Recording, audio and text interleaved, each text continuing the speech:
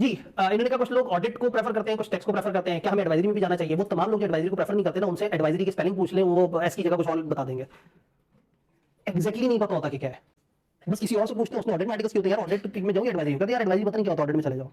दुनिया भरी पड़ी है, हम चार्टर्ड अकाउंटेंट्स अकाउंटिंग से कहीं ज्यादा एडवाइजरी रोल में जा चुके हैं। एडवाइजरी में इतनी जबरदस्त जबरदस्त असाइनमेंट्स मिलती हैं, आप इतना ज्यादा कैपेबल होते हैं, जब आप अपनी कल पे फर्म करते हैं तो आपको बहुत सारा कुछ मौका मिलता है। तो पहली बात ये कि आपने चूज ही नहीं बनना कि मैं ऑडिट में जाऊं फलाना, आप पहले जाए फर्म आपको क्या किधर भेज रही है। अगर फर्म आपको ऑप्शन दे रही है फिर जरूर पूछेंगे मैं किस तरफ जाऊं, ये आपकी किस्मत पर डिपेंड करता है। आप ऑडिट में गए और एक ही फर्म को एक ही कंपनी को ऑडिट मिला और बार बार मिला, अक्सर क्या होता है फर्म में जाते हैं वही बैंक ऑडिट करते हैं, पहले हाफ ईयरली रिव्यू आपको मिलता है, क्वार्टरली अकाउंट्स आपके सामने आते हैं हल्के से रिव्यू के लिए, फिर फाइनल ऑडिट पे आप होते हैं, 2-3 महीने के असाइनमेंट से फ्री होते हैं, उसी बैंक की असाइनमेंट आ जाती है, पता लगता है 3.5 साल के आर्टिकल में आपने सिर्फ एक बैंक को जाना है।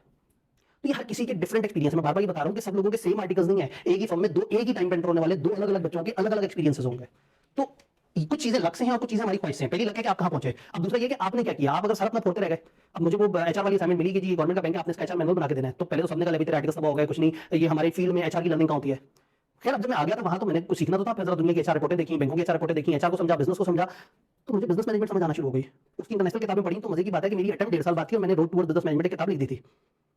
मैं अभी मेरी अपने मेरे ख्याल में 21 साल एज थी और मैं किताब का मुसन्निफ बन चुका था। उस लर्निंग की वजह से, जो बिजनेस की मुझे हुई थी, उस असाइनमेंट की वजह से, जिसके लिए मैं इतने सारे बैंकों के एचआर मैनुअल देख रहा था, मुझे नहीं पता लगा मेरे अंदर एक नई स्किल डेवलप हो गई थी कि मैं बहुत बड़ा डाटा पकड़ के उसको कंप्रीहेंड करके छोटी जगह पे मीनिंगफुल बना सकता था। आज तक किताबों में एक मतलब अल्लाह का शुक्र है कि the author with highest number of books, मैं बड़ी छोटी सी एज में 20 किताबें लिख चुका था।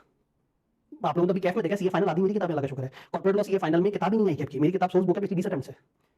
मैं मेरे को अपनी पढ़ाई नहीं बता रहा, मैं इसे बता रहा हूं कि वो जो उस वक्त एक असाइनमेंट की थी जो मेरे सारे बैचमेट्स को लग रहा था कि तो तबाह हो गया, उसने मेरी लाइफ में ऐसी स्किल्स ऐड की जिसकी वजह से, क्योंकि उस वक्त मैं मायूस होकर नहीं बैठा, फिर मैंने उसको काम को समझ के किया। जब उस काम को समझ के किया तो बिजनेस मैनेजमेंट की अच्छी आई, मैं बिजनेस मैनेजमेंट के अच्छा टीचर भी बन गया, मैं अच्छे नोट्स भी कंपाइल करना शुरू हो गया, आईकेएफ को बहुत सारे कामों में हेल्प करना शुरू हो गया, और बहुत सारे छोटे छोटे से प्रोजेक्ट्स, मतलब ये एसबीआई वाहिद इस वक्त है जो बेचारा लॉस में, बाकी सारे हमारे वेंचर्स जो है तकरीबन 6 के करीब वेंचर्स हैं जो प्रॉफिट में।